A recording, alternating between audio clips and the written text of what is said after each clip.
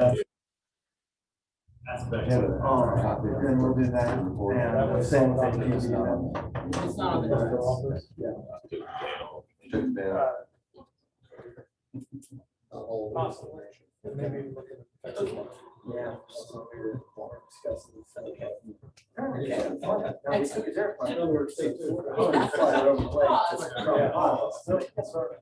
Yeah. So. Right over there. He's in West. After the girlfriend kicked him out. Yeah. He's in the apartment. Alright. Yes. They don't chat. Okay. You don't like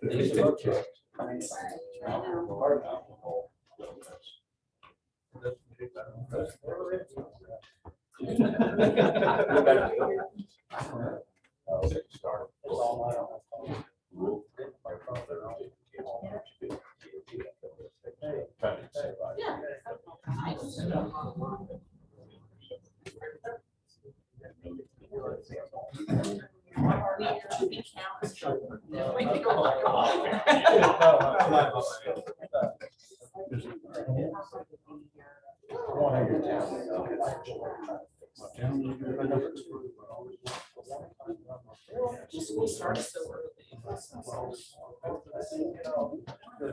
I always think.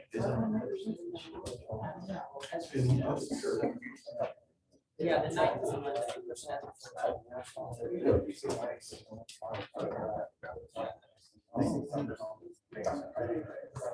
Sure.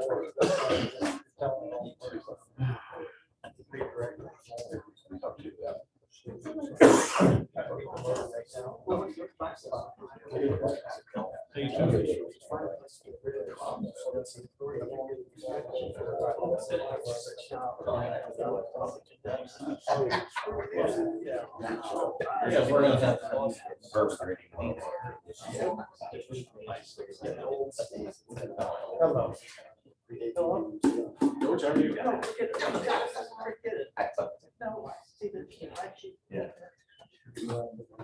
No, we did not go. Oh, I was afraid somebody would come up and say.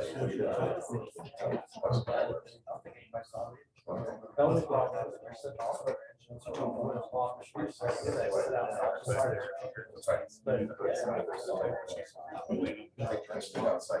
He told me. Just show that public's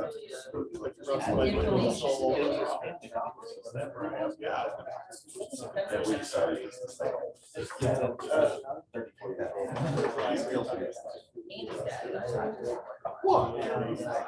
The question is, which way? You gotta make sure. I guess it's right. Yeah, I got it. Yeah. Oh.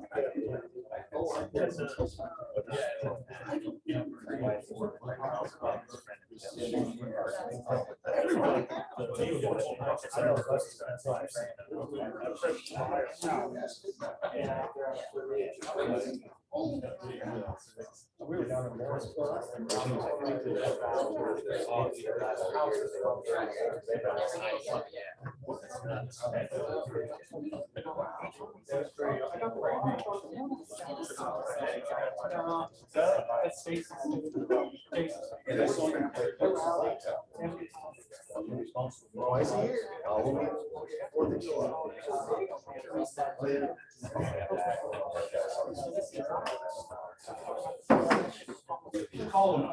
Town council meeting to order, July 2021 meeting.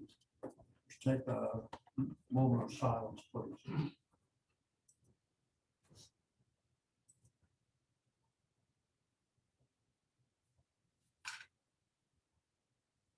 Thank you. Mr. Trail, would you like to lead us in the pledge of allegiance?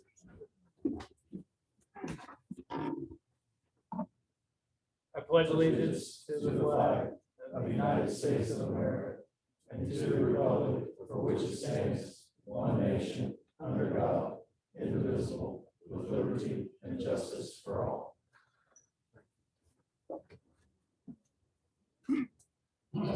Roll call, please. Shane Davis, Here. Robert Jones. Here. Steve Denny. Here. Marissa Skaggs. Here, Chet Bab. Here. All present and accounted for. uh, Approval of minutes for the June regular council meeting and then approval of the minutes for June 22nd. So I'll need motions on both. Let's start with June 10th. Everybody's got the minutes and have any questions or comments?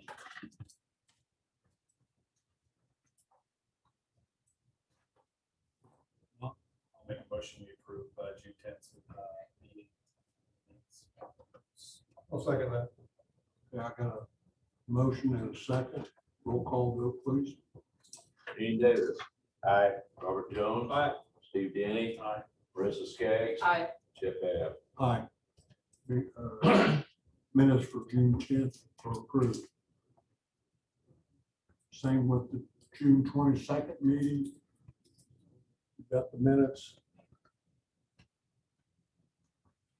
Motion to approve. Second. I've got a motion and a second. Willie? Shane Davis. Aye. Robert Jones. Aye. Steve Denny. Marissa Skaggs. aye, Chet Bab. Aye. Minutes for the June 22nd special meeting are approved. Clerk treasurer's report. Okay, mine's pretty short this month. When our meeting falls on the 8th day of the month, it really cramps everybody to get everything into us to get the end of the month closed out. And when you throw a 3-day week in there, it just, that's my excuse. But anyway, that we have about 80 employees due to summer employment with the park and the pool, and golf course. So, but you also have a copy here of the accounts payable voucher and the allowance docket. So if I look, those are welcome too. That's all. Actually, on this report, all we're doing is I'm gonna ask for a motion just to approve the claims that all of you, I think, It's, it's sent out. And that's just what we're approving is the claims that have already been made. So any questions or comments? If not, I'd like a motion. So moved. Second.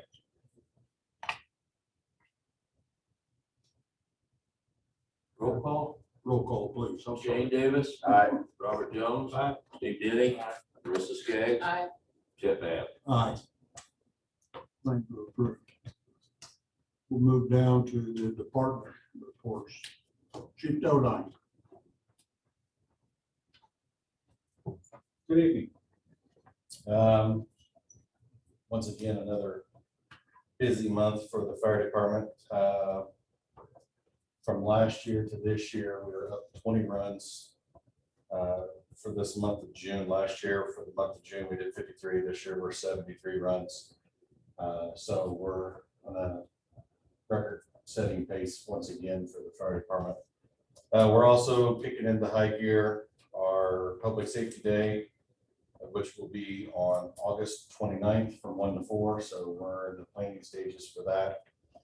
So we'll be looking for some more information coming out on that. It'll be 1 to 4. 1 to 4 will be on Broadway in front of the fire station. We're going to have the helicopter land behind the fire stations like we have done in years past and stuff. So got some really cool educational things coming up. We're designing right now. So we've had some fires and stuff over the past couple months where we were able to get some props from the homeowners as doors to be able to show the citizens of why it's important to sleep with your doors closed. Just because of one side of the door is all black and the other side is not, just from the area, the heat and stuff.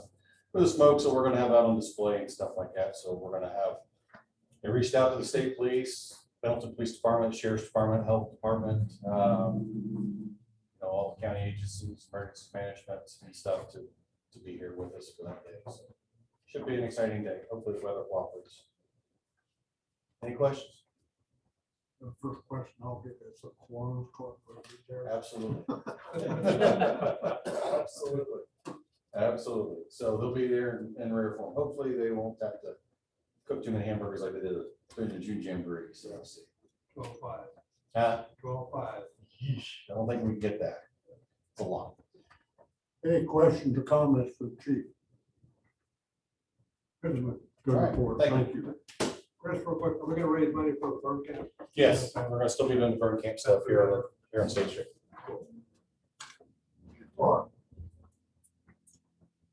Good evening. Pelton Police Department monthly report for June. One of the main things is Captain Sidwell has entered his letter of retirement. His final day will be tomorrow at 4 p.m. I would have ordered him to be here tonight, but he's been looking for a reason to get a 30-day paid suspension. So I think he would have balked and tried to get suspended. With that said, if you have a chance tomorrow, come see him. He'll be his last shift. With him leaving, that opened a position for captain. I had 4 applicants within the department, and after a thorough evaluation and of course knowing my men as well as I do, I've chosen Officer Lucas Traylor to be the new captain. And he came and joined us tonight, and we're excited to boost him up to captain. He was chosen 2 years running outstanding officer by the men of the department. So he's respected within, and he's held 2 prior ranks when he was in Elwood before coming to us. So he's been training with Randy the last 2 shifts now. 8 days, 4 days. Roughly, yes. And Randy's just been showering him with all kinds of knowledge. So, we have 2 reserves currently going through training. They just received a pepper spray the other day, which is always fun. And then I believe they had taser recently as well. But one is Nathan Silva. You'll see him. He's not in uniform yet. His wife is a realtor here in town. And then Zach Weatherford. Zach Weatherford's a Pendleton graduate, and we're excited to get him in. Something about Zach is he has no prior law enforcement. So he's kind of like just a big ball of clay, and it'll be fun. So they're both excited to become members. If people have heard about Elfie down at Magication Station, I got to meet him and his wife Latoya. We did a little safety talk the other day. Super nice people. If you get a chance, get down there and meet them. He doesn't always talk as Elfie, so real good people. We had AED training, CPR training. Linda Guston, always top notch. She's an asset to our service here in town through the ambulance. And we also had EVOC out at the school, which is emergency vehicle operation. So we did that in the east lot, and everybody did well. You also notice an increase in some of the numbers. Dispatch calls 1,488. What the night shifters are doing, now that I have Jerry Branson, it's something he brought with him. We do property checks throughout the shift. And normally it's just driving through properties or whatever. The night shift's been now calling them in. So you'll see a jump in numbers, and that's what that is. So this has been occurring all the time. Now we're just throwing it on dispatch to get the ticks to show that the guys are out. One conversation I had with Chet today, and I'd like to announce this or talk about it. Pendleton Chatter was just thrashing us the other day. I never see officers on this road. I never see them do this. I never see them do this. And the whole time Chatter was blowing up about how bad we are. The officer, Jerry Branson, actually, was working the street that we were being complained about never working. And he didn't even do it because Chatter. He did it because he knows it's a street that needs activity check. So when people complain, say they never see us, if you live here and you have a car coming this direction and we're here, you're not going to see us because our stop's going to be down here and vice versa. So while you may not see us in front of your house, we're north, south, east, west of it at a given time. So I just found that completely amusing because if you look at your ticket sheets, you'll see South Pendleton Avenue, South Pendleton Avenue. I mean, we were hammering it that night. And so I promise if there's areas, when I do see that stuff, I reach out to the men, hey, we're getting some complaints down here, keep an eye on it. But if someone says they've never seen us, It's just because we're not parking in the driveway. We are really working. The guys my guys are top notch, and I support them 100%. No, another wasn't a complaint, but a notification to me. And I sent it to the chief on pedestrian crossings out here. Chief wrote a real nice letter back to me, and I passed that back to the resident. She was fine with it. I mean, she had a lot of suggestions, but other than making that a no turn on red and really making some drastic changes, we're okay. And I think she was okay with it, but she appreciated the letter and response to come back as quick as it did, so I appreciate it. Just real quick, just for people in the room, the issue is the four-way downtown. When you have the right to walk through the intersection, there's still cars that also have a legal right to make a right-hand turn. And what's happening is they're making a right-hand turn, seeing someone in the crosswalk and stopping. Well, it's kind of unnerving when you're a pedestrian to have a car. But then the driver also is kind of unnerving because of the amount of traffic, I'm sure their attention. So we've been super lucky, and the only other way is a no turn on red when pedestrians are in the crossing or something real radical. But what we're going to do is the officers, I notify them all, keep tabs on the corner, no parking areas. That keeps it visible. And then, of course, if there is somebody that does move through the crosswalk when someone's a pedestrian, that's a violation. So you guys are aware. Thank you. Any questions, comments from the chief? Thanks, chief. Awesome. Thank you. Judge?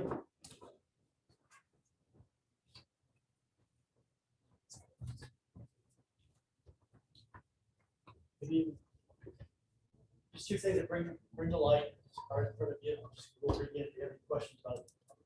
In the factory right now, the program we've been using in Little Medicine County, using the probable cause affidavit program, is being phased out by another program that's going to be run by prosecutor's office in Madison County IT group.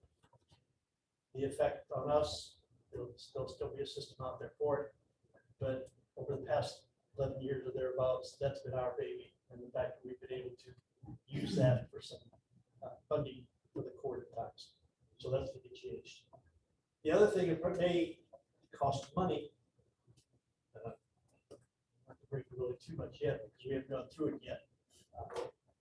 Scott and I went through a extensive survey with Sheriff Joe Dowell from the State Supreme Court Sheriff's Office. And what his job is, again, his extensive career in law enforcement. His dad was also, but he's also going to work directly with the Supreme Court for a period of years, is to go in and assess, I want to call it threats, potentials, concerns that we as a town court have to be able to potentially request them to come and say, okay, what are you going to tell us? They through, he's got to get a 35-page report we haven't gone through yet, but to show us some of the different things that he said, you know, you need to look at this. Understand this is not a have-to situation. He has stressed that multiple times, but he said, you know, there's some things here, things have changed. Come into town hall, come into town court, come into town council meeting, and for you to be able to say it's never going to happen here, it's foolish.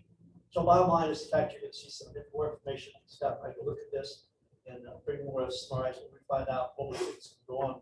Give it back to you and say, think about this. Questions? Thanks, Judge. Eric. Good evening. Just a couple things for my report that I wanted to bring your attention to. Mike Cannon has retired from the park after 34 years.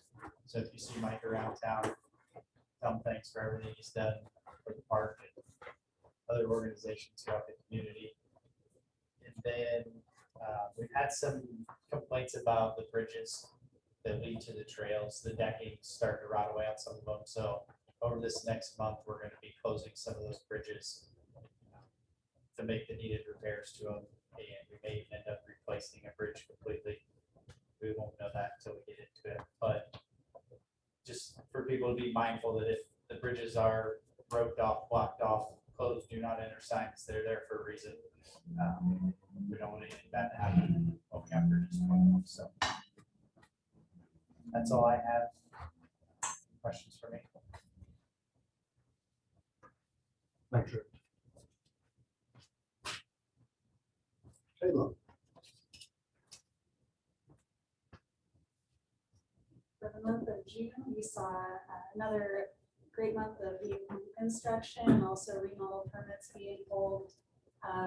The number of available lots are starting to dwindle, so that's the reason you're seeing a slow in the number of new homes constructed this month compared to the last two.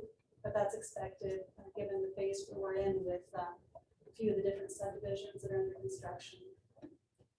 As far as other planning department news, the Unified Development Ordinance Update, UDO, and the Thoroughfare Plan are still working in conjunction to be completed by the end of August.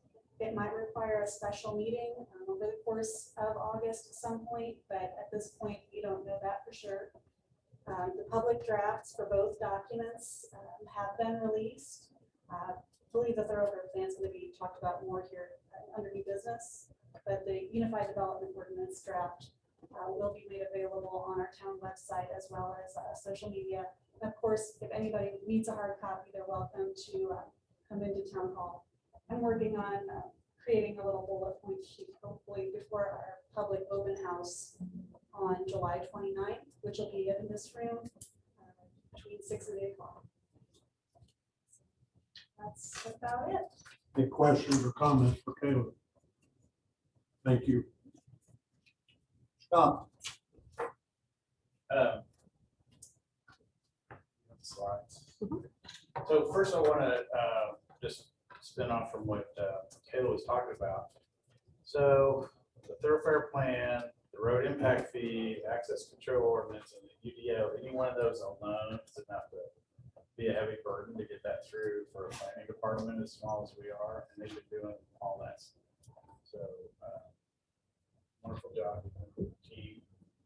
The only thing I have, I'll keep it short because we got a lot on the agenda. Water Street is going well now that they're out of the rock. They've got all the pipe in, and they're starting on the sidewalks and the curb. I saw they were on that curb yesterday and today, so it should feel like it's going fast now. The pre-construction meeting for the Franklin Street project will be tomorrow at 10. So anybody that wants to attend that, the department heads will be there. The big issue discussed will be the traffic control while they're at State Street. The other big thing that's happening is there's a SWIFT grant, which is a stormwater infrastructure grant. It's $100 million for the state. You can get up to $5 million. We're going to put in for roughly 3.5, and we're going to do it in a way that we can cut things out if we need to. But basically, that's going to be to finish up the depot parking lot, improve the drainage on Broadway, right there by the depot parking lot. We're going to use, it's not experimental, but it'll probably be the first time in town. We're going to use permeable brick to gather the stormwater, and what we'll do is we'll brick the alley between here on State Street or Cunningham Avenue all the way over to Broadway, and that'll connect to the depot parking lot, which will be a pleasant, pretty parking lot, and then that will draw the pedestrian traffic. We'll also reconstruct the line that runs from Elm to Madison between Main and Pendleton Avenue, which has been the major source of the flooding, anything south of State Street. And we're going to also look at bricking that Elm Street. That's got to be all reconstructed, that little short stretch of Elm Street. So we're going to look to use permeable brick to do that too. So we'll be doing 2 for 1. We're going to improve the looks, start to improve the looks of the downtown, and handle our stormwater situation. But of course, if we don't get the grant, then all those projects will be little pieces spread out over the years. I mean, in on that state grant that you talked about, one of the advantages, correct me if I'm wrong, is that because we have projects on paper talking about, you get a better chance, or Right, you move up the top of the list on these grants. And right. Scott and planning and a lot of people's worked hard on that.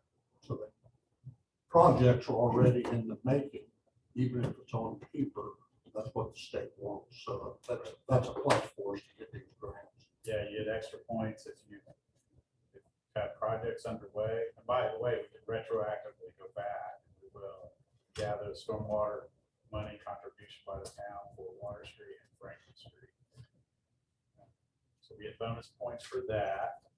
And then we get bonus points because it's actually two jurisdictions. The depot parking lot is the parking lot for the park also. So we get bonus points for that. 'Cause it's not just a standalone jurisdiction. The other thing we've been working on is going to use the next community crossings grant to pave. And Rick and I have been working on that. And we're going to have Manning Engineering help us finish up that plan and get it submitted here very quickly. The SWIFT grant, by the way, is due in a week. So we're scrambling to put that together. And then the next slide on the good job. I want to special thanks to Tracy, that we had some unexpected absences by her staff. And she, for 2 days straight, she handled the whole office all by herself. Of course, we backed her up when she needed to go to the restroom for lunch, but she did a wonderful job. And our street department has really, they were phenomenal. They're going to the next level. Their quality, their quantity, and their capabilities are constantly increasing. I think the last 2 people we hired have really been what Ricky needed. Just so you know, the electric department, very quickly, there were some comments at the farmer's market that they needed more outlets along that strip between the curb in the park and the museum.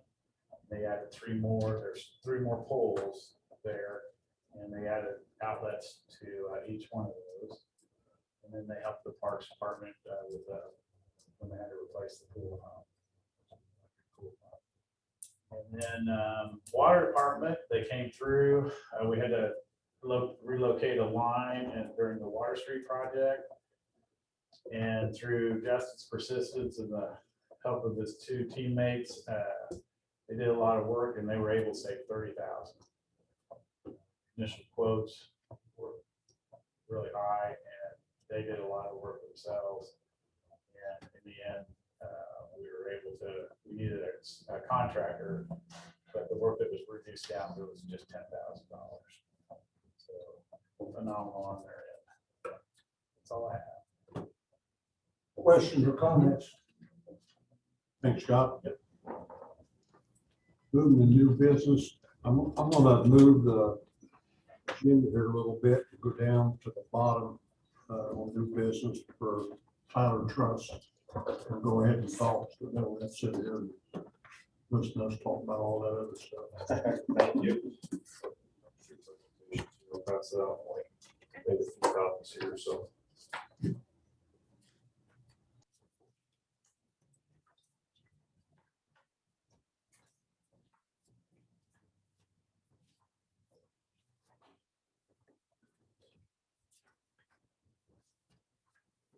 Thank you for having me here.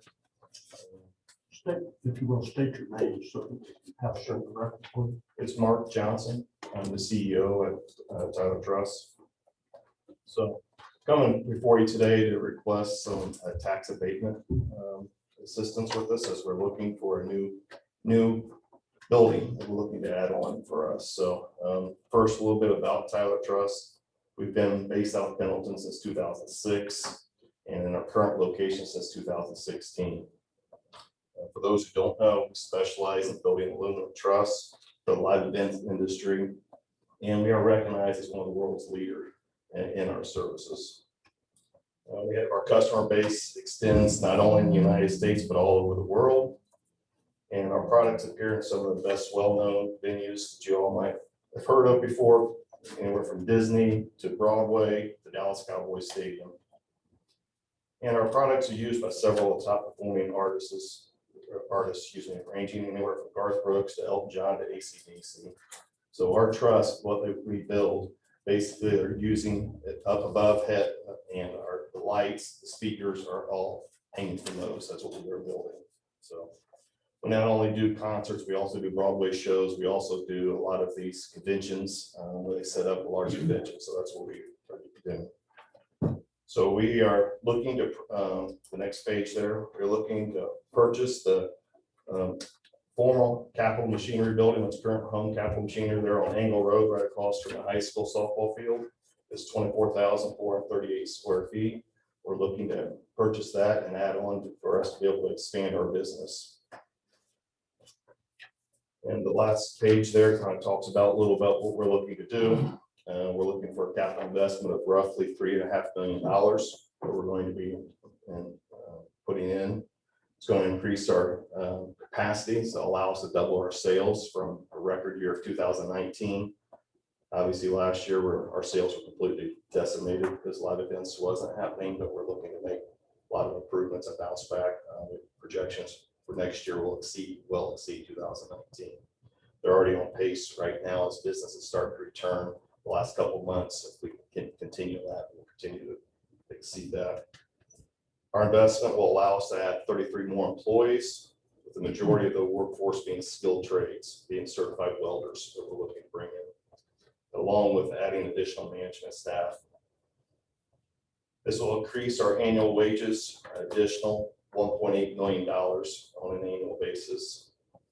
It also allow us to diversify our sales, to go into additional markets outside of just the live events. As we saw last year, we have to be able to have that diversification so we don't suffer like we did last year. So we've already looked at several markets. We've already started diversifying those markets and capitalize on some of those, and we have to be able to ramp up to be able. We found out there's lots of untapped potential out there in the marine markets that a lot of people have been reaching out to us. We've been building a lot of different products for the marine industry. So it's kind of a quick overview of what I'm looking for.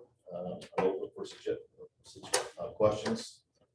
You're saying you get there 33 more employees. What's your current employees? Our current employees were right at the 30 employees mark. Pre-COVID though, we were at 75 employees.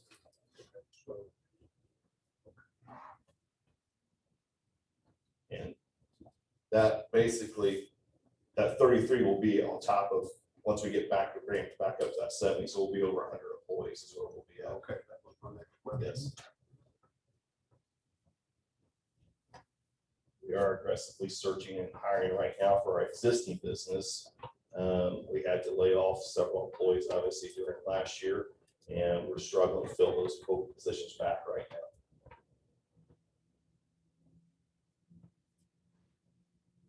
President. Because this was added to the agenda, I know very little about it, so.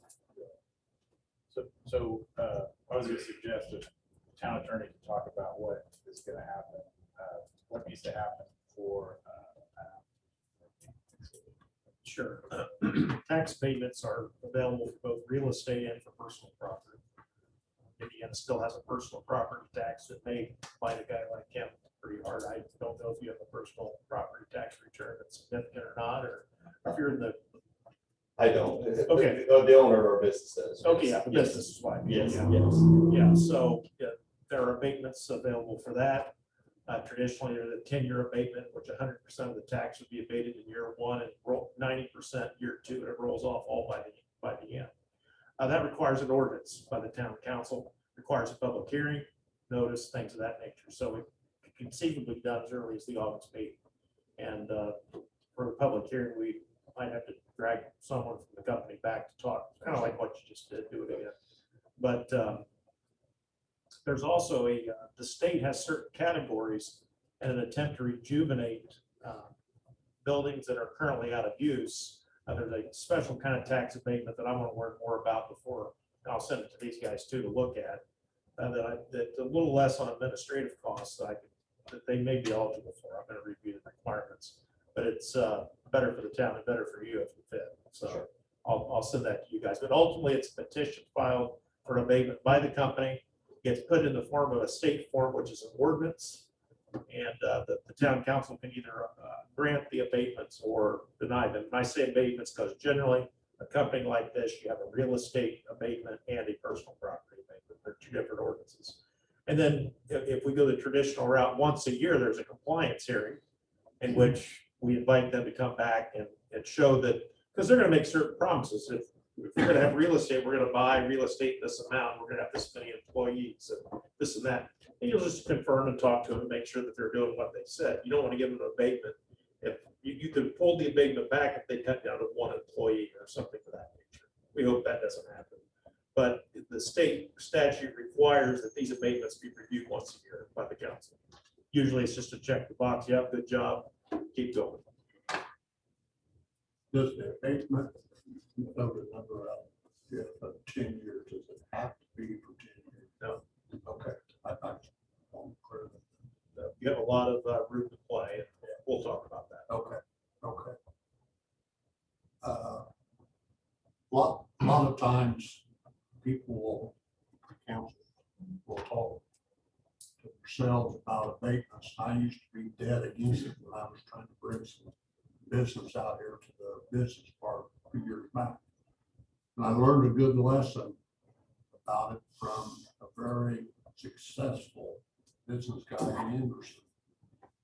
And basically what he's telling me, or told me is, just like Tyler Trust here, you bring 100 employees back, you know, eventually in here, they're gonna eat at Hardee's, they're gonna eat at the bank, they're gonna buy gas in town, and they're gonna be in town. So to me, that's a plus. And that's the reason why I asked the question about, does it have to be for 10 years? We'll go through all that on the application, but I think it's a plus we're talking up front instead of the way it's been done in the past. I'll put it that way. More. And that way everybody's up front about this. So, any questions or comments from the council? If I may, to the board, I've toured their plant. I've dealt with these people, and they've been really, really helpful with the project I had at the golf course, building a handicap ramp. They built the handrail and everything, installed it, and did a great job and cut their price very, very reasonable. So they're a good neighbor, and I think we need to try to help them all we can. We appreciate that. Appreciate you guys. And I invite anybody to tour the plant. I was really fascinated. I'm very well. We'd love you to come in, we'll give you a tour. Thank you, Mark. Thank you. So just so you know, they have applied for the industrial recovery tax credit that was submitted to me. So. Thank you.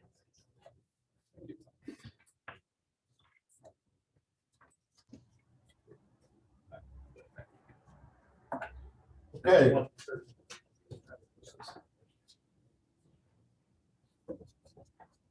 New business. Fair plan discussion. Taylor?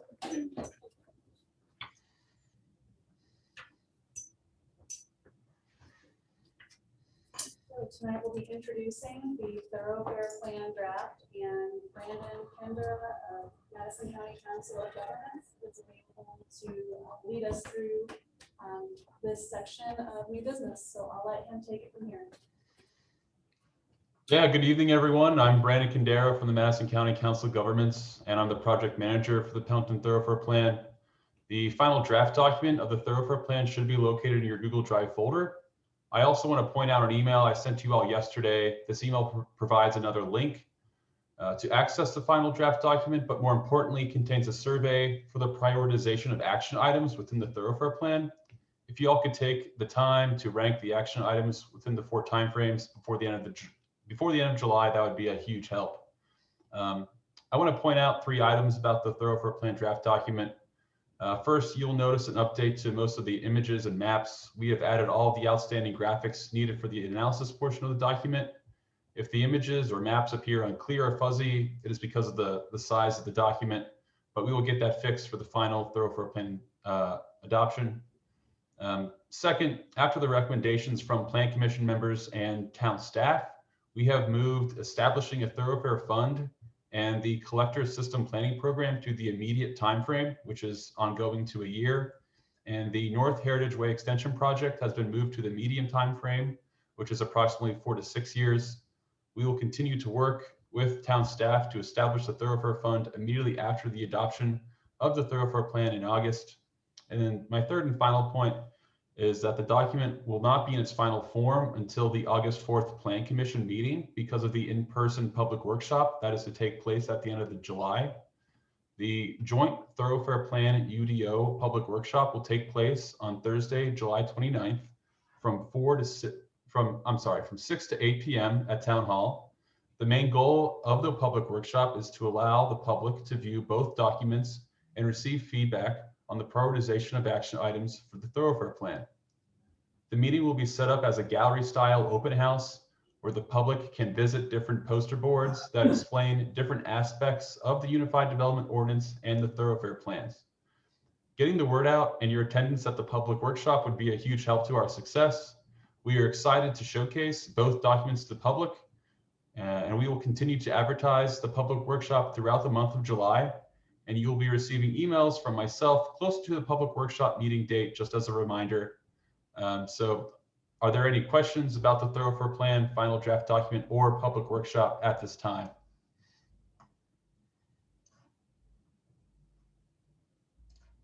I don't think so, Brandon. Appreciate it. All right, thank you. Brandon's done a great job for us. He's really thorough. It's a heck of a document. Thank you. Any questions for Kayla or Brandon? Thoroughfare. I think it's a good step forward. I think it's something we need to get done. Just, look long range and we need to prepare for that. So yeah, I think a lot of good work's been done with this. Hard work. Hard and work. long work. Hopefully we'll get some public input from this. Yes. And the carry set up and public will participate and throw the 2 cents worth. So one of the things that we've done, I think that's a step above, which is with Alva Brandon and Kayla and some of the other consultants, is that the thoroughfare plan, UDO, and the impact study that we're going to talk about here in a minute are all integrated. So they weren't done in silos, which, believe it or not, a lot of communities don't even do this stuff, let alone integrate different plans so that they're in conjunction with each other. So Plus, it's a plus. big plus. Yep. Okay. No other discussion on the thoroughfare plan. Let's go to ordinance 21-15 road impact fee ordinance. Start with Scott. Okay. Yesterday, when we were at the planning commission, we had to bring this forward to them. I went over the report, but we've got a lot going on tonight, and so I'll open it up to any questions, or if you want me to do a brief presentation, I can do that, but that's up to you. Comments from council. After that, we'll jump right into the ordinance, and Jeff can explain it. I think most of the questions from last night anyway, you know, when we start talking about the ordinance and going through the ordinance. Right. So, if not, I'm gonna go ahead and go with I Jeff. think that's the smartest thing. Okay. If that's all right. Yep. If somebody's got a question, there's a lot there, but what Jeff's getting ready to talk about is the meat and all of this. Last night, the plan commission held a required public hearing on the impact fee ordinance that you have in front of you today for final consideration. As you know, that any planning document must first go through the plan commission. That's considered the first reading, and then you guys are the second reading. So only one reading is required out of this particular the council tonight. You're allowed to table it, you're allowed to pass it, you're allowed to disapprove it, vote opposed, whatever you'd like to do. You do have in your packet a favorable recommendation last night. There were 6 members of the plan commission present. It was a 6-0 vote in favor, or a favorable recommendation to pass the impact fee ordinance. I know Councilman Jones and Babb were present. Mr. Bowles was also present. But what this does, this allows for new development, only new development or other or such development that requires the issuance of a permit, that improvement location permit. It allows the town to recoup the estimated costs, the impact on roads. And the state law for this kind of thing doesn't allow a municipality to simply say, well, we think that's going to be about, so for a house, it's going to be about $2,000 or $10,000 or $20,000. What state law says, you have to have something to put your, hang your hat on. How did you base that number? And what you guys did last year is you hired Banning Engineering to perform that analysis. It's a lengthy analysis, it's an expensive analysis, but excellent. That is the guts of the whole thing. When you see several times in this ordinance, you reference the Banning report or the zone improvement plan, that's because this is the substance of it.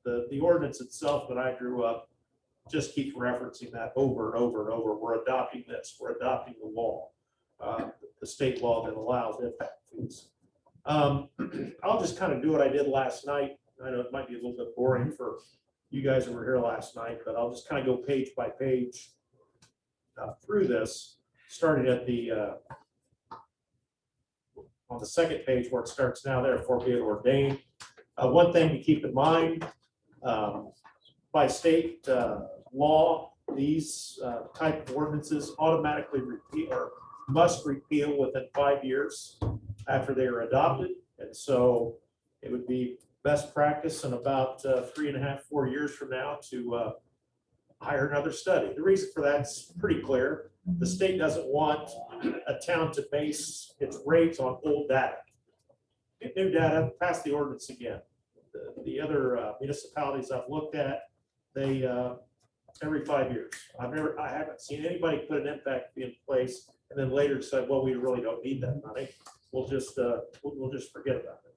Everybody is growing. Everybody intends to continue to grow, and so these are put in place. The state law also requires Section 2. You must establish impact zones, which where will this impact fee apply? Like most places, our engineer Banning has suggested that the entire town be the impact zone. So anywhere in town, there would be this type of development. You must pay the impact fee that's laid out in this ordinance. Section 3 is how much is the impact fee? Oh, it's right there. It's based on the cost per 24-hour trip within the impact zone. And that was based, and Scott knows a little bit about this. I don't. The amount that it came up with is $931.95 per 24-hour trip. That is loosely based on the anticipated cost to do everything. You can read the plan. There's a $20 million number in there. That's the estimated cost over the next 5 years. Yes, it's part of an estimate, but it's a guess, but it's a very educated guess based on projections of growth, which is going to be extremely high according to the engineer. And Scott commented last night that he thinks that the engineer was even a little conservative on that, but white hot growth is the projection for the town. So that number is fairly high, higher than some of the other ones you'll see around. And then for that equates to about $8,800, $8,797.61 for single family. And for multi-family residential units, it's a little under $7,000 at $6,821.87. And then for all other types of development, it's based on the how many 24-hour trips will stem from that building. And how is that done? Well, it's that last sentence there in subparagraph A. It's based on calculations taken from the latest version of the ITE Trip Generation Manual, a study published by the Institute of Transportation Engineers. You read that? I do. I read it every day. It's exciting, just for the article. So basically, if a large industry comes in or a large business or commercial entity will go to an engineering firm, most likely right now, you rerun the traffic modeling to see how much extra traffic that would bring. How many more extra cars would that bring into the town on an average day? It would be times that $900. So example yesterday was an entity that was basically generating twice as much as what a home would generate, a smaller business, well, their impact would be roughly twice as much. But that's for a new business, not replacing one that's existing or moving into another entity. One of the things that the town council, or not the town council, the plan commission was particularly interested in is, well, what happens for existing buildings that change the type of business? Or what happens when a business grows? Well, unless there's an improvement location permit issue, no impact. And that's key to this whole thing is the issue of the permit. The idea is the impact to the roads is caused by growth. So who should pay for that impact? Growth. The people that are coming in and causing the impact. Thank goodness they're coming. I mean, it's not meant to be a penalty. It can't be a penalty. It's just to reimburse the town. And Scott made a good point last night on a common misconception. You guys know this. Willie certainly knows it. But when people move into town, there's a perception that, oh my God, Pendleton, you're having all this growth. You're going to get so many more tax dollars. You don't get any more. It might lower your tax burden, but you don't get another cent. So this is a way to, in the meantime, the new population is putting strains on all kinds of areas within the town. Subparagraph C there in section 3 talks about that. Only an improvement location permit that creates the need for new infrastructure will trigger the impact fee. Here's kind of a nifty way though, that for particularly big developers to not have to write a big check. They can perform the work themselves, and it's a credit in lieu of payments. And what they can do is, and this has to be an agreement between the town and the developer, both on the type of work and the value of the work. But let's use an example. Let's say the impact fee is $250,000. If our planning department, town manager, and the developer agree that if they do certain pavings, certain road projects, that can knock off $100,000 of that price, because we won't have to do it. So those are the kind of things that section 4 talks about how that happens. So if I could, so if we have a subdivision that goes into development and we think that they need to improve the roads along that development, that would not be an exact example. We would ask that they do that, or how we would improve their development. What they have to do is work on those projects listed that improve the capacity of the town to handle the extra traffic. Example, if one of the projects listed is a roundabout, could be doesn't have to necessarily be a roundabout, up near Pendle Point. Well, at some point, let's say Pendle Point had never happened, but now they come to us and they say, we'd like to do this development. Well, if they helped with construction of that roundabout at 67 and North Pendleton Avenue, that would count as a credit. But if we said they had to improve, what's the road right next to it, south, or just Marcy. Marcy, let's say we said you're going to have more traffic on Marcy because particularly of your development, that would count for just the construction on the roundabout, which is one of the listed projects.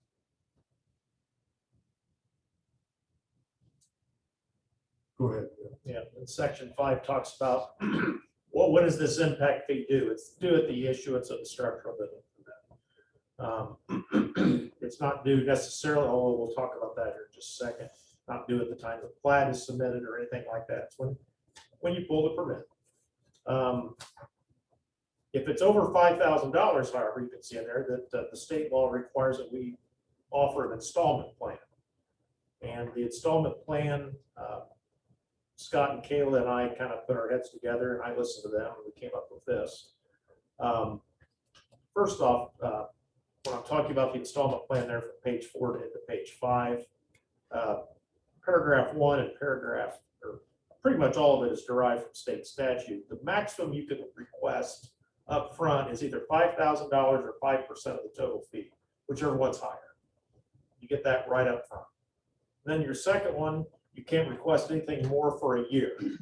Well, our idea, their idea, which is, I just listened, was to do 1/3, 1/3, 1/3. 1/3 after a year, 1/3 after 18 months, and what the final payment due in 2 years. 2 years is as far out as these things can go. The balance, though, this may not be used much because the balance that's owed has interest at the 8%, which is the Indiana code. So, Question right there. We talked about that last night. What Jeff's talking about at 8% per the ordinance, well, it's actually state, Mhm. state statute. More likely, a developer would do that. If they go out and it says, well, you refinance it, who finances this? bank or some financial institution. I mean, it doesn't throw it back up to the clerk treasurer's office. Okay. Well, the clerk treasurer's, let me back up, let me make sure I didn't misspeak. The clerk treasurer's office will have the paper which shows what's owed. But they'll take the checks. That's the extent. Okay. Take a third. Plus 8%. Plus 8%. Does that give us a lien against that property? Yes, yes, yep, sure does. And that's section 6, lien rights. The instance that the impact fee is calculated, there is a lien on the property when the building permit is issued in the full amount, right then. And that's, a lot of this is to protect development and encourage development, but this is a way to protect the town. And so, if something goes bad on the development, there is a lien that the town theoretically could foreclose on if things got nasty enough. Hope that wouldn't happen, but it is a way for security for the town. The town becomes a pretty high priority lien holder. Section 7 is just the form of the receipt. Okay, section 8 is good because, okay, well, maybe Kayla and Scott don't like somebody when they come in and try to assess them for a impact fee on building the one room on the. Yeah, lawyer. I like that. Much better than any person that's aggrieved by a factual assumption or the amount of the impact fee can appeal to this review board, which will be created prior to this ordinance becoming effective. A review board is made up of 3 people, an accountant, a realtor, and an engineer. They serve terms. They can only be removed for cause. You guys next month, I anticipate, will be asked to create this review board. In fact, you have to before January, but create this review board to sit. And anybody who wants to complain about something about impact fees can go to this board. They don't have to be residents of the town, although they can be. And the intention is for them to be an independent board that if we make a mathematical mistake or we think there's an infrastructure problem, there's not, this appeals board can set us straight. Any person that's assessed a fee can go to them. There's a $100 fee for going to the board. That is not to discourage that, but it is to cut down hopefully on frivolous appeals. And if a person is successful even by $1, if we assess them $250,000 and the appeals board knocks it down $100, they get their $100 application. So we certainly would encourage people to use the appeal process if they think that there was a mistake made at the town level.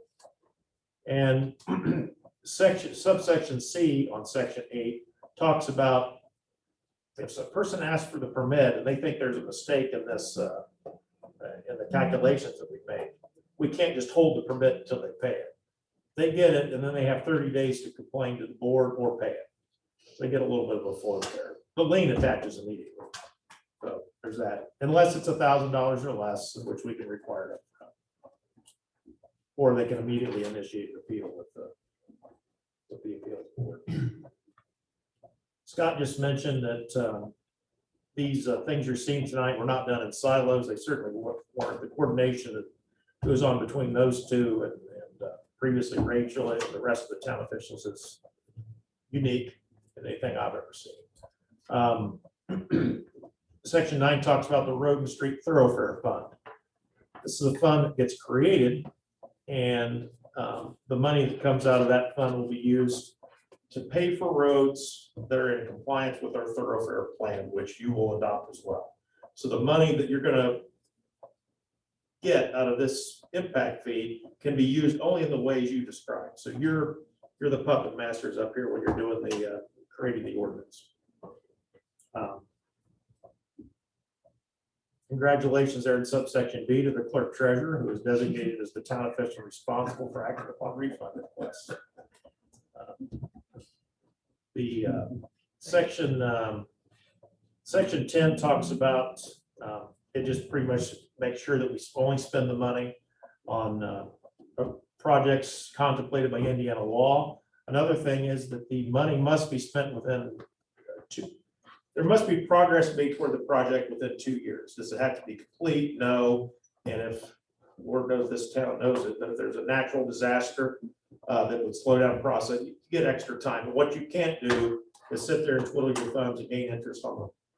And Can I just expand on that? So it's, you have to spend it on the projects that are listed in the study. However, if you come up with a better solution to relieve the traffic, as long as on that project, as long as it gives the same results as what the project study.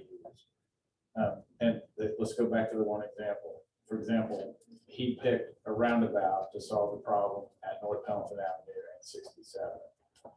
Well, it could be that we decide to just put a light up there for an easy example, not pushing it or anything like that. But Don't put that in the paper. But so let's say that's half the cost of the roundabout.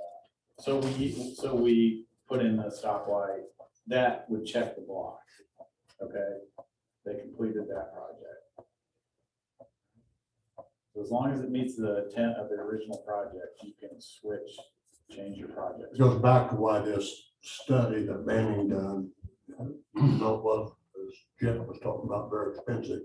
It's very, what the word, regimental, what we could do and can't do. And it always goes back to the study and the project. The costs were a minimum of 4, there was more, but there was a minimum of 4 traffic models run for the whole town.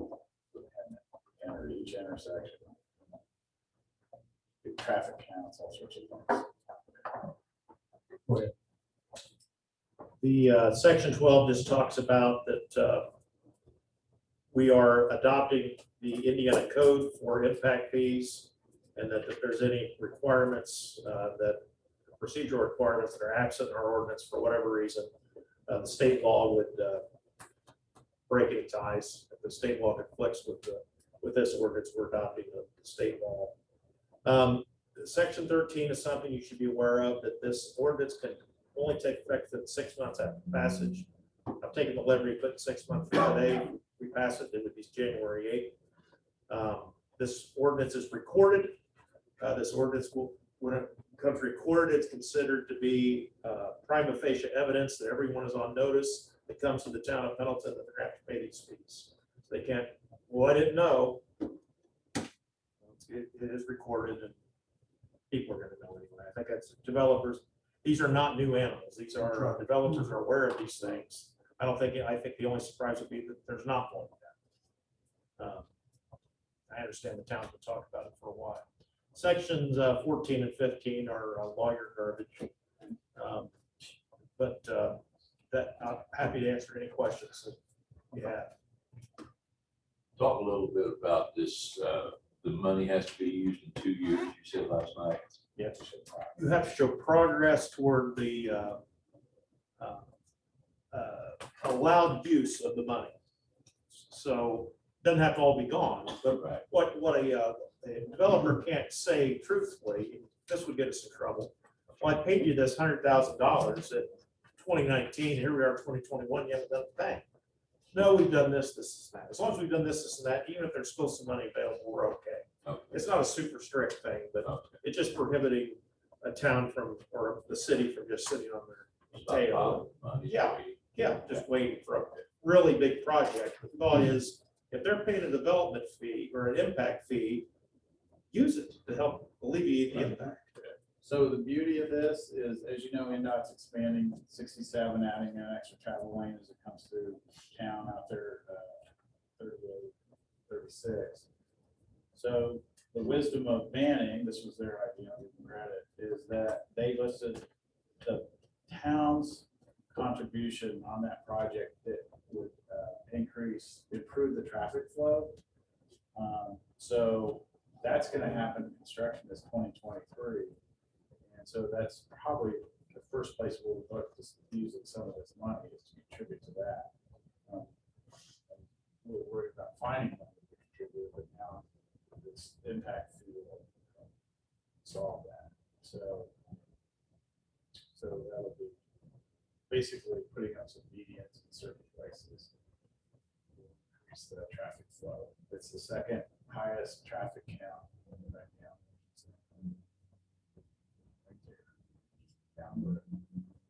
So, and that is when they did the traffic modeling, everything is dependent on how smooth traffic goes through on 67 and through States Route, those two things.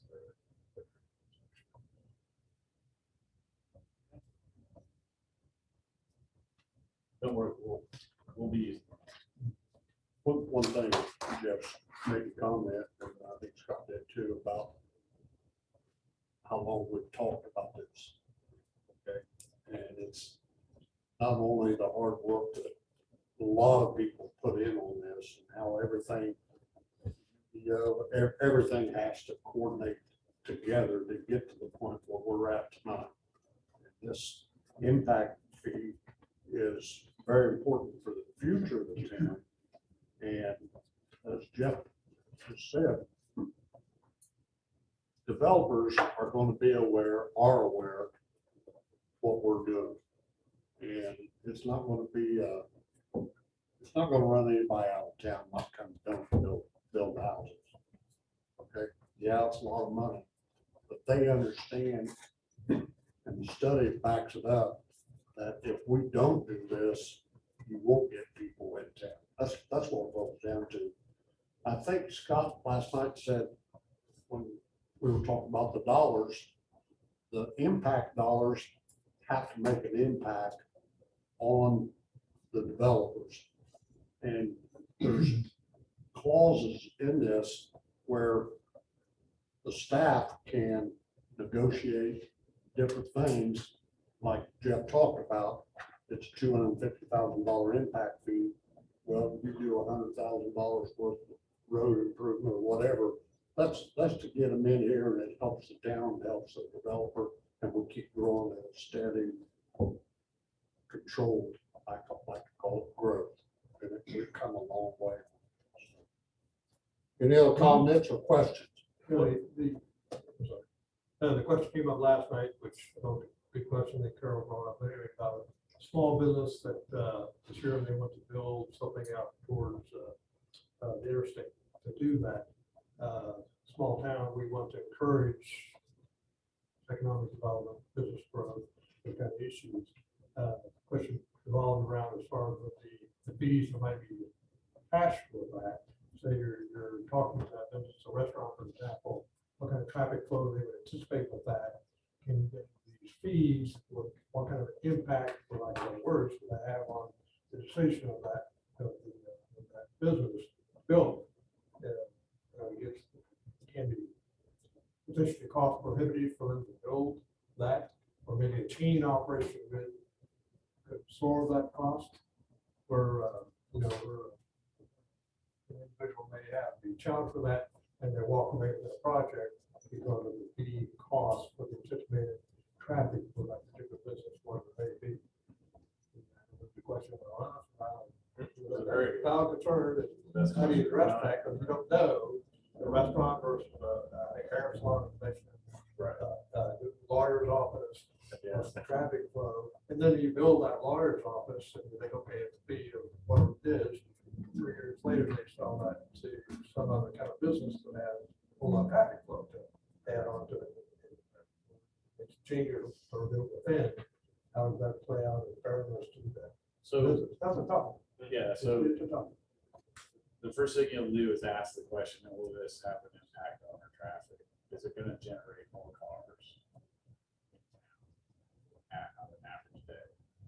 So let's say somebody has a business downtown here, they're renting, they decide they want to build their own building, the business, they build their own building.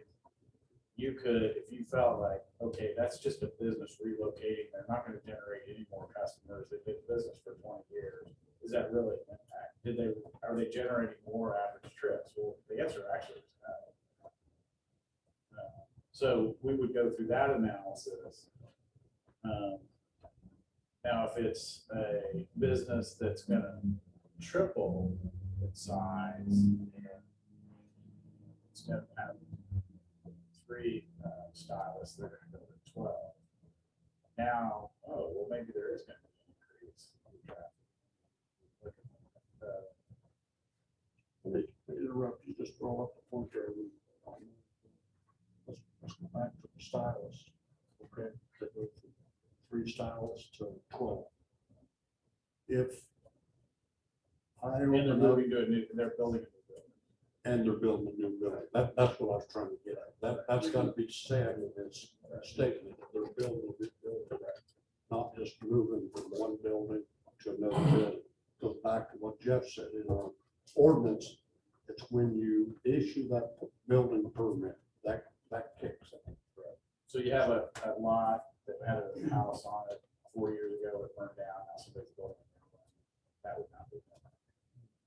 Okay, Scott, the veterinary clinic south of town, that just created a new parking lot and everything. Yeah. Really it wasn't a new business, it's just a convenience. Right, So it would not be impacted by Right. that. I think there's 3 vets that work out of there. It's still gonna be 3 vets. All they needed was some elbow space. Right. So that's not generating more traffic. It would generally be the same number. Yeah, it's really helped. They don't park on the street anymore, so that's really helped. Yeah. That would be a classic example. How about, the name of it?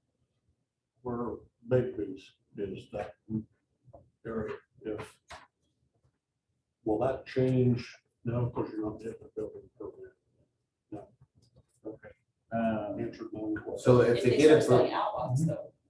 Right. Yeah, if there's a building, a new building built. On an outlot, right. Right. then it would.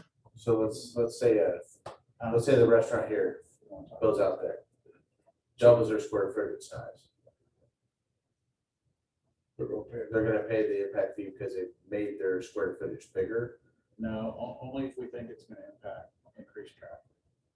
Why So would you guys have that, you guys would have that in the planning, and you Scott would have that. To Then you got discuss that. Then you with got the that order. board. Yeah, They disagree. Yeah, there has to be a finding by our staff that will affect it, that effectively impact the more traffic throughout town. Okay.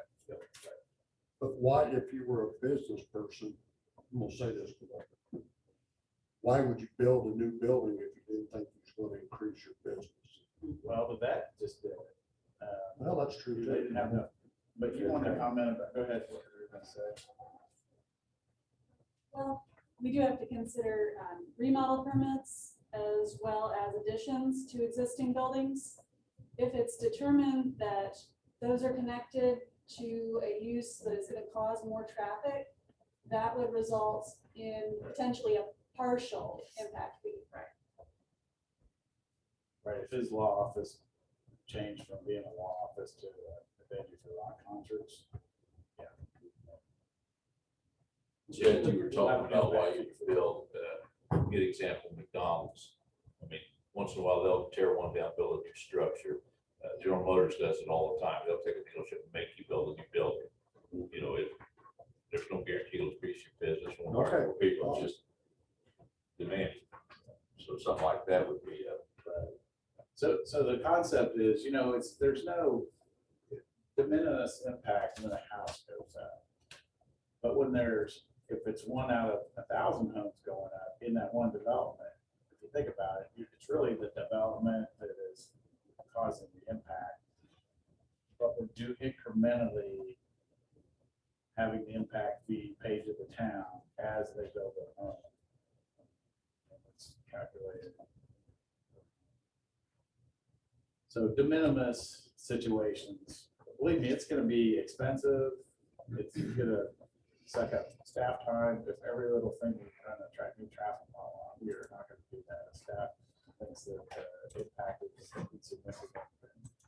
It'll be easy for us to decide with that decision. Not on the impact piece, I'm doing, moving to this one, parks are also looking at increase for electric and water fees for that for new construction. Are there any other impact fee areas beyond those that we could be entertaining?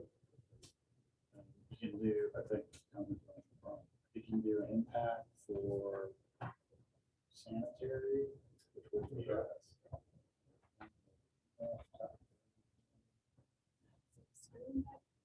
A what?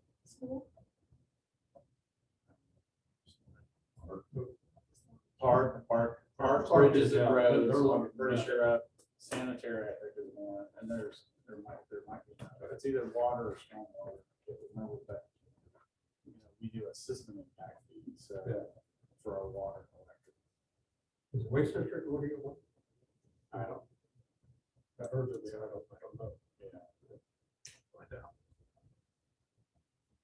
One other thing too that I didn't mention, I should have, is that the Banning suggested there be a 5% per year inflation adjustment. In your exhibit A, those numbers are just up 5% each year. People like the ordinance through January 8th, 2027. Can you look at that 5%? Can you look at standpoints of inflation? I've seen all kinds of data as far as what anticipate for the inflation at the end of this year, 4.5%, what might be. Make this with the rates that has been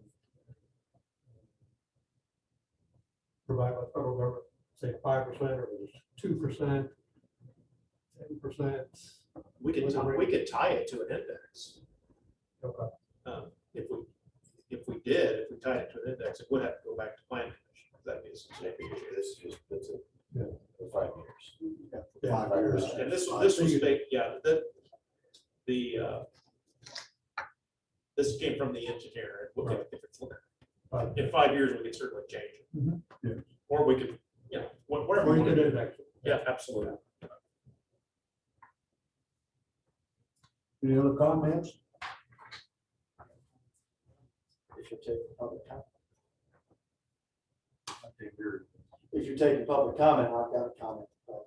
Sure, come on. Thank you. Good evening. My name is Edward Valenti. I'm from Decker Lawyer Manor. I represent several landowners of Pendleton Development and Ag Enterprises, Warren and Nancy Hunsinger Trust out east of 60, west of 69 directions.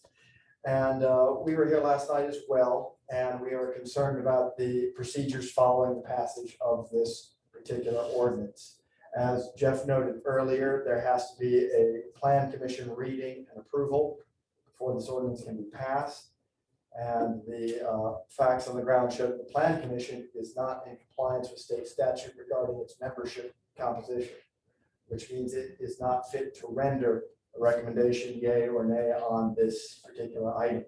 So we would ask that this ordinance be tabled until such time as a properly impaneled plan commission could come and hear this issue and bring it back before you, as there's not actually the statutory authority to go forward passing this if you don't have a properly impaneled planning commission. And that's the objection that we raised tonight, and like to have on our record of the minutes of the meeting this evening. So thank you for your time. If you have any questions. Thank you. Any other questions or comments from the public?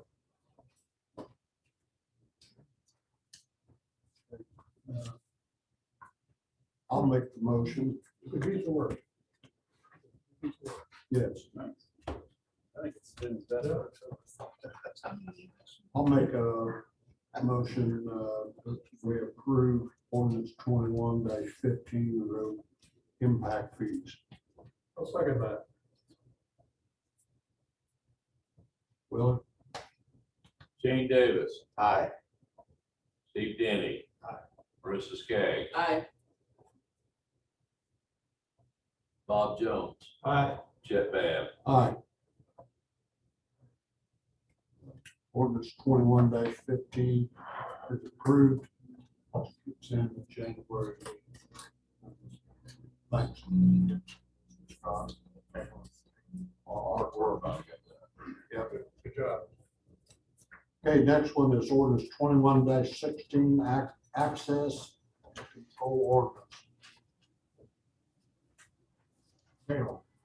All right, this was another example of our UDO team and our thoroughfare plan team working together. And the only change you'll notice is that figure 1, which is an illustration showing the site clearance distance at a corner. How we measure that is changing just a little bit. So figure 1 got changed out. So the value of X basically ties back to UDO, and it's just figured a little differently, just very much a technical deal. So we don't have to come back and do this after we get the UDO passed. That's it. This is from the March 11th. Yes. Okay, Yes. just so everybody Originally, yeah, Yeah, originally okay. 2103. Okay. Mhm. Any questions about this for Caleb? Make a motion to approve. Second. Motion and a second. Willie? Shane Davis. Aye. Robert Jones, Aye. Steve Denny. Aye. Marissa Skaggs, Aye. Chet Bab. Aye. Ordinance 21-16 is approved. We need to entertain. Do we have to do two? No, the plan commission gave a favorable recommendation on that Okay. last night. It serves as your first reading. Okay. Okay, next one is ordinance 21-17 revised right-of-way activity permit. Scott? Okay, so we passed this ordinance last time, and I'll take the hit for this. The version that was put in front of you was not the final version. And so there was a sentence left in there that would have changed the whole spirit of it. We moved that sentence again, and now you have the correct version in front of you. So we just, So nothing really changed. no, it's technical. Scott come to me 2 or 3 days after we passed this, was all worried about it. I said, it's just how long you like, we'll be fine. Any questions? And we'd like to do 2 readings. Sure. Okay, I need a motion for ordinance 21-17 revised right of So way. moved. I'll second. I have a motion and a second. Willie? Marissa Skaggs, Aye. Steve Denny. Robert Jones, Aye. Shane Davis. Aye. Chet Bab. Aye. Make a- First reading on ordinance 21-17 is approved. Make a motion to suspend the rules and have a second reading. I'll second that. Okay, I've got a motion and a second to suspend the rules for second reading. Willie? Shane Davis. Aye. Robert Jones. Aye. Steve Denny. Aye. Marissa Skaggs, Aye. Chet Bab. Aye. Okay, now I need a motion to have the second reading on ordinance 21-17 revised right-of-way activity permit. So moved. I'll second. It was quicker than I can write. Go ahead, Willie. Marissa Skaggs, Aye. Steve Denny. Aye. Robert Jones. Aye. Shane Davis. Aye. Chet Bab. Aye. Ordinance 21-17, second reading is approved. Last thing on new business is resolution 21-06, virtual meeting attendance resolution. Jeff, just kind of explain it real quick. It's not, it's stated in it. It's a copy and paste from a state statute. It allows this body, town bodies to continue to meet virtually even after the expiration of the health emergency by the governor, which is through the end of this month at least, or the town council president. If there's an emergency in place, we can always meet virtually. But when there's no emergency, let's say that someone's on call for their work or is on vacation, can't think of anything better to do and wants to attend the meeting. You can get on a audio visual like Zoom and still participate. There's a lot of limitations. You can't vote on budgets that way. There's things like that. It's not going to be as a free-for-all like we've had since last March, but this is one way. This is very similar to what redevelopment commissions have been doing it since about 2012. It just is one more thing that you don't count for quorum purposes. You still have to have a quorum physically present, but we can have 3 of you here, 2 of you appear virtually, and have 5-person votes. And you can only miss. No more, you can't do more than 2 in a row, and Yeah. a lot of hoops. It can't be abused, but And that's okay. That's just, yeah, there's nothing wrong with it. Questions or comments about resolution 21-06, virtual meetings? Okay, can I have a motion to approve resolution 21-06? So move. Second. Thanks for slowing down. Okay, I have a motion and a second. Willie? Robert Jones, Aye. Steve Denny. Aye. Marissa Skaggs. Aye. Shane Davis. Aye. Jeff Babb. Aye. Resolution 21-06 approved. Don't really have any old business, public comments or input. Yes, ma'am. Hello, my name is Susan Akers. I've been a resident here for 25 years, and before that, my parents had built in Wooded Ridge back in the late 60s. Oftentimes I hear people say, why don't we have a recycling area? So I feel that you gotta make it easy, gotta make it worthwhile. It's only plastics and aluminum that make you money. So I had the idea, we should have a recycling drop-off place near the dog park or somewhere. It would be easy to have people put those only 2 items in.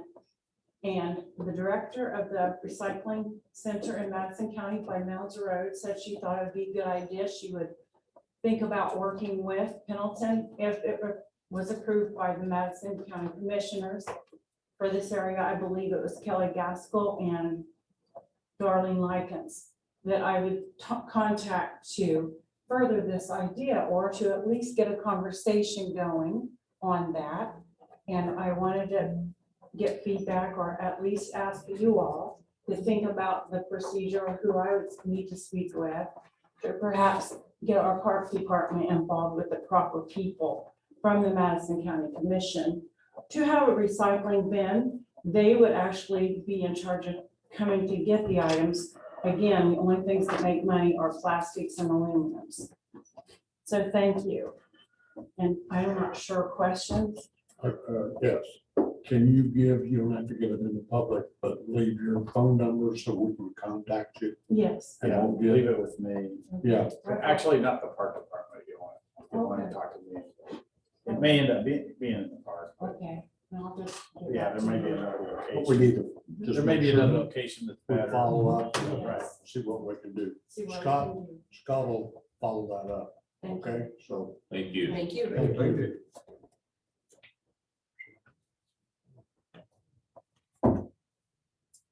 Any other public input?